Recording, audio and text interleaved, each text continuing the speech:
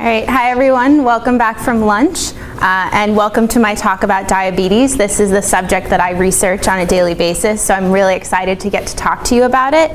And just a quick outline for the talk, the format's a little bit different than what you've seen so far this morning.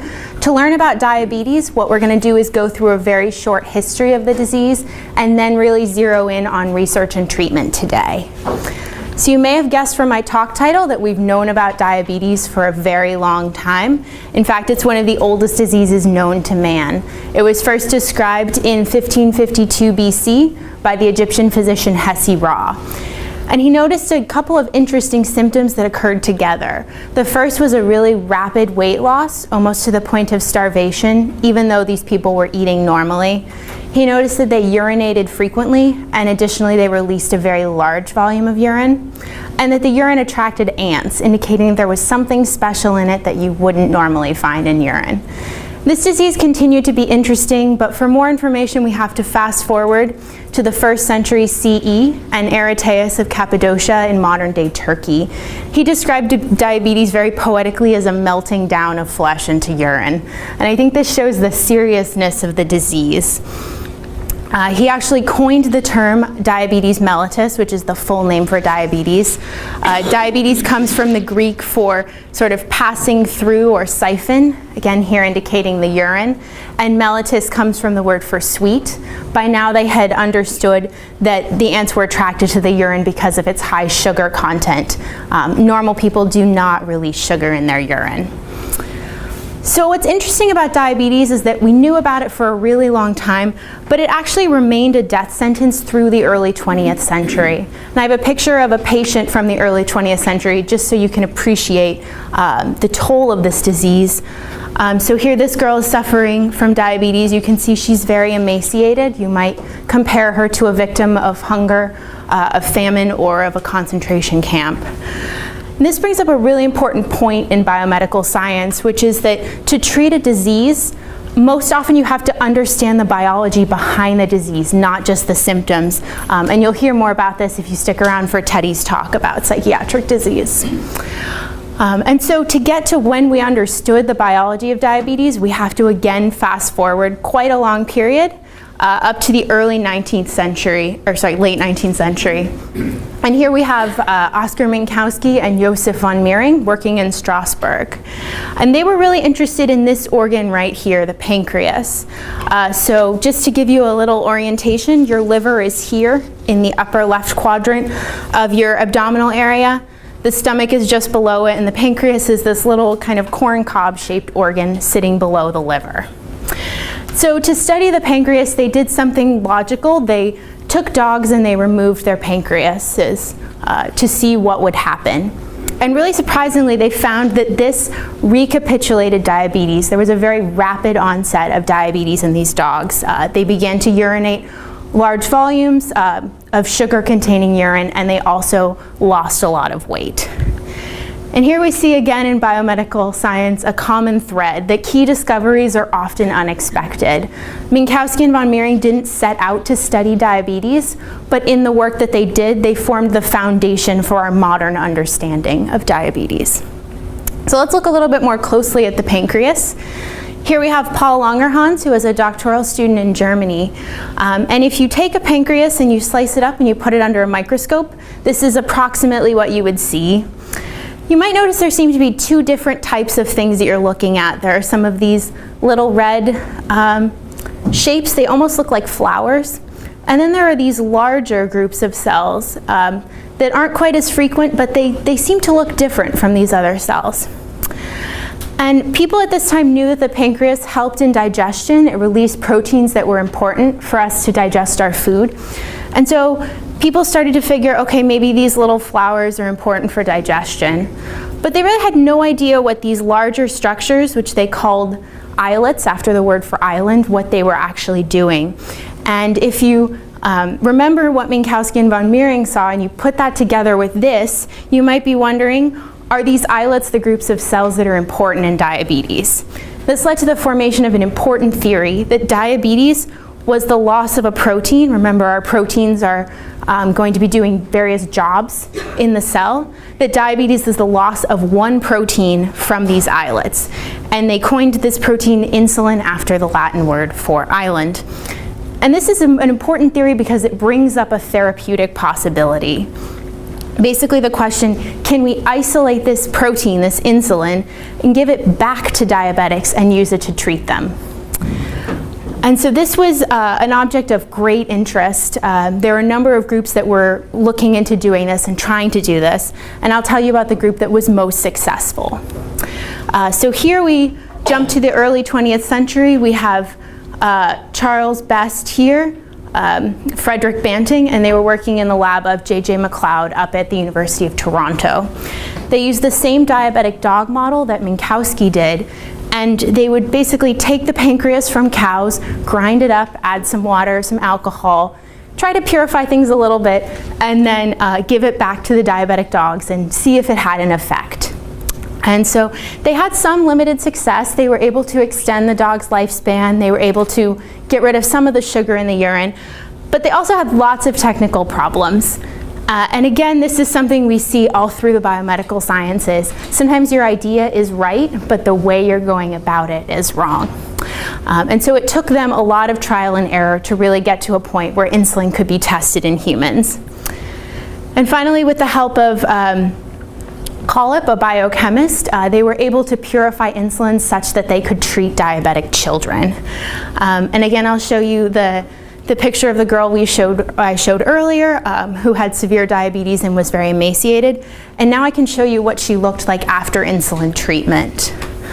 So you can see this is essentially miraculous. You know, there are improvements in vitality. She's finally able to remain at a normal weight. And so these children who suffered from diabetes were all at once basically able to resume their normal lives. And so Banting and Macleod won the Nobel Prize in 1923. And here we have a happier scientific lesson that when you find something big, you run with it.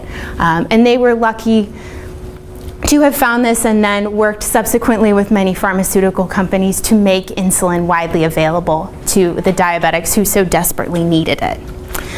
Now that I've told you about the discovery of insulin, what does it actually do?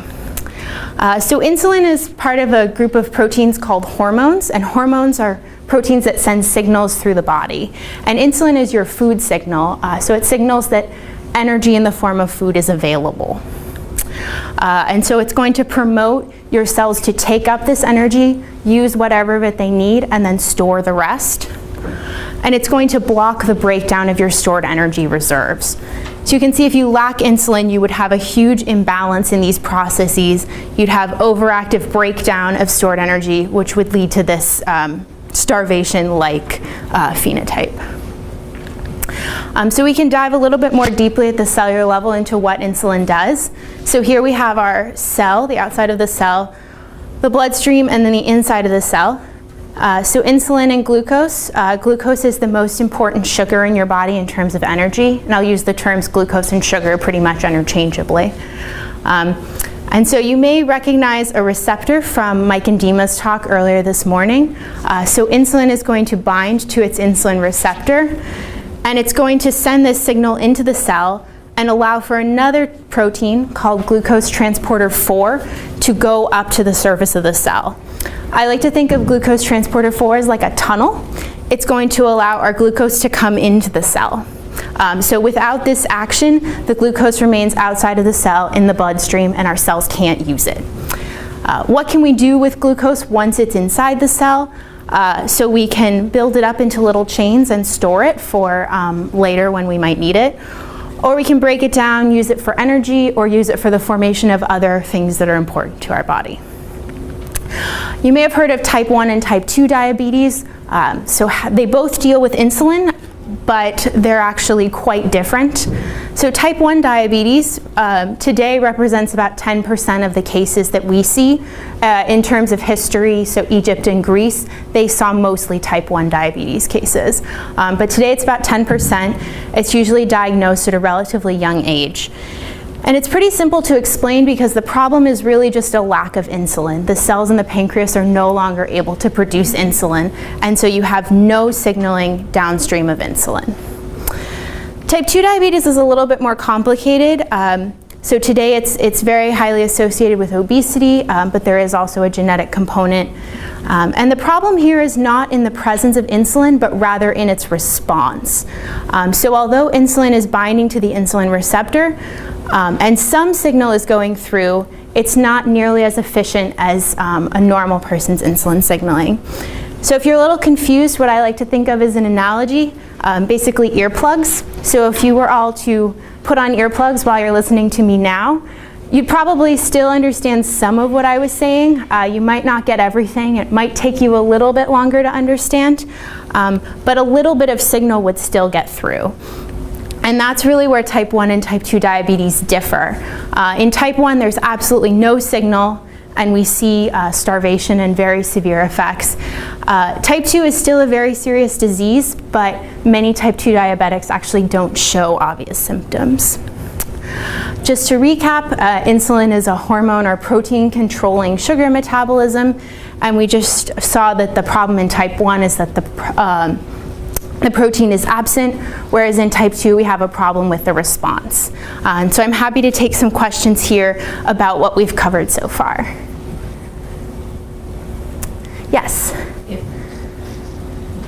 Can people with type 1, if you diagnose someone with type 1 diabetes at like age 45, did their pancreatic cells start to fail later in life, or did they have it their whole life and you only just catch it? Okay, so the question is, if we were to hypothetically diagnose someone with type 1 diabetes at age 45, what is the disease progression like? So I should say that being diagnosed that old with type 1 diabetes is really not something that I've heard about in the literature. It's almost always under age 30. The other thing is that because you have complete absence of this signal, you can only get away with not having insulin for so long. So even if you don't progress to full-blown starvation, there are other metabolic effects that will show up that will land you in the hospital. Okay, is there any examples of people who were making insulin when they were kids and then they stopped making insulin? Right, so are there people who were making insulin as kids and then stopped making insulin? So this actually does happen in type 2 diabetes. So once your body is no longer as sensitive to insulin as it used to be, your body ramps up the progression or the production of insulin. This stresses out the cells of the pancreas a lot. Some people's pancreas can handle this just fine. Other people's don't, and so then they need to begin taking insulin. Yes?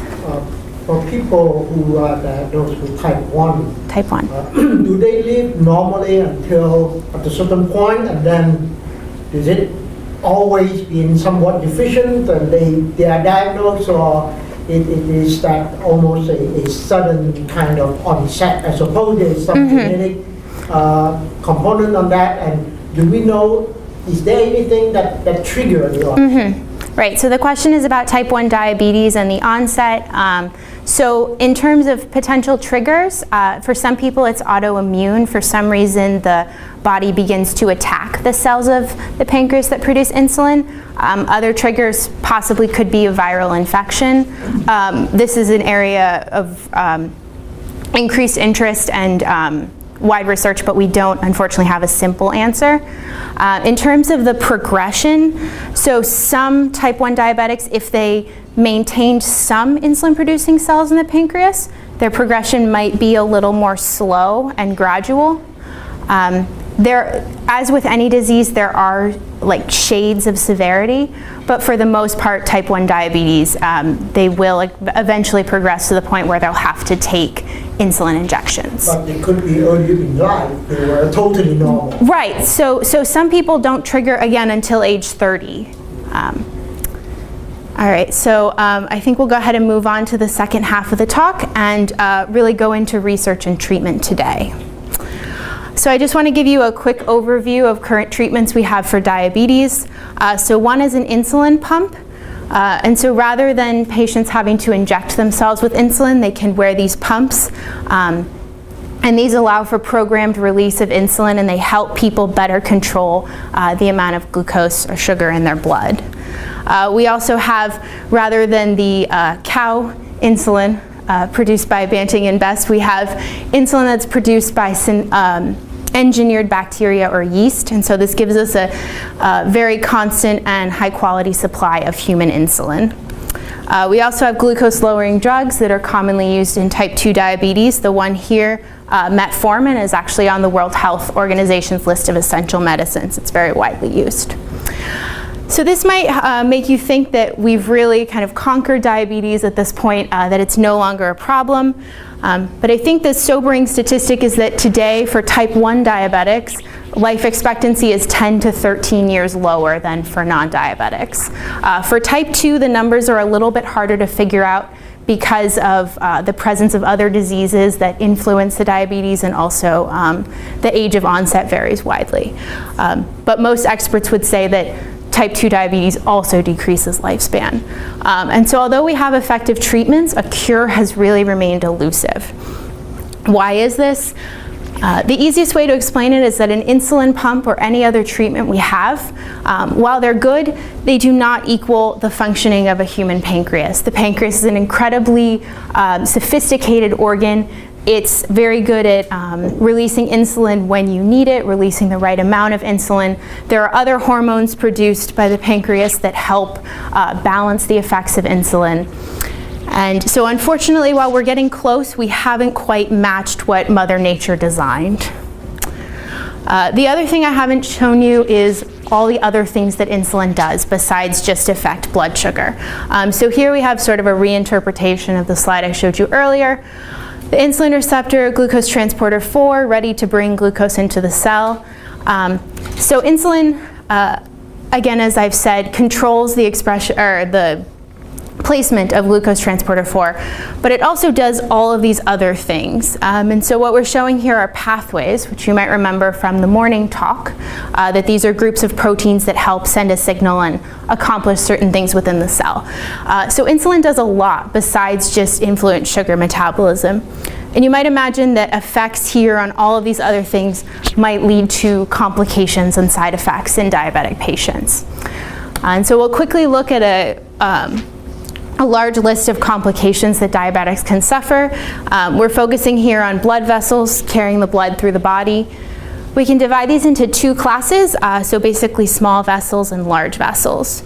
Complications of the small vessels for diabetics include kidney disease, nerve death or neuropathy, which causes the loss of feeling in the extremities, as well as eye disease, which is one of the leading causes of blindness.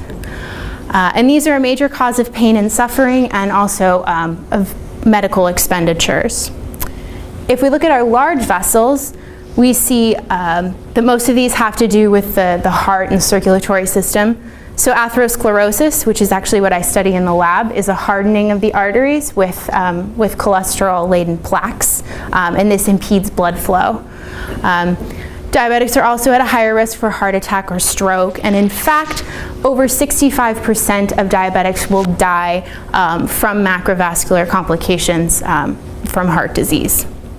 I don't want you to be too pessimistic, however, because research today is really trying to improve the lives of diabetics and their outcomes, and so I'll show you quickly one promising research avenue. So you may have heard of stem cells. These are the cells in the body that can turn into just about any other kind of cells. And what we can do in the lab is actually direct them down a path and make them be insulin-producing cells. And so if you take these cells and you put them in a little capsule, you transplant them into a diabetic mouse, you can make a sort of artificial pancreas.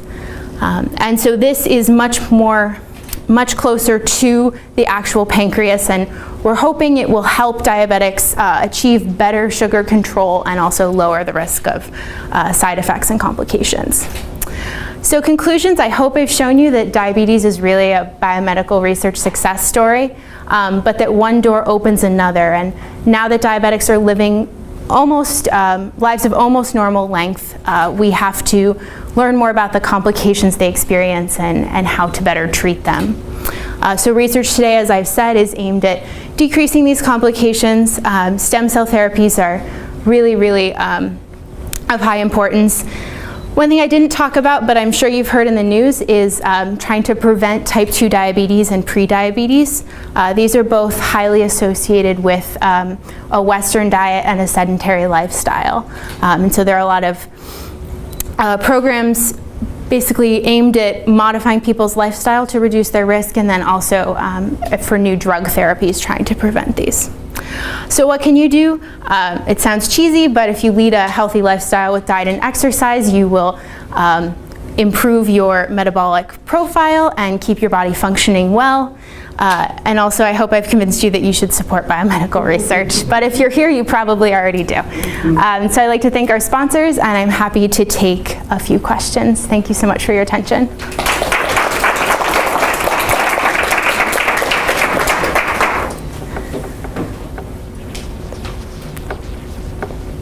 No questions. Okay. All right. So as Angela said, our sessions today are running concurrently this afternoon. So Teddy will be talking about psychiatric disease next in this room. But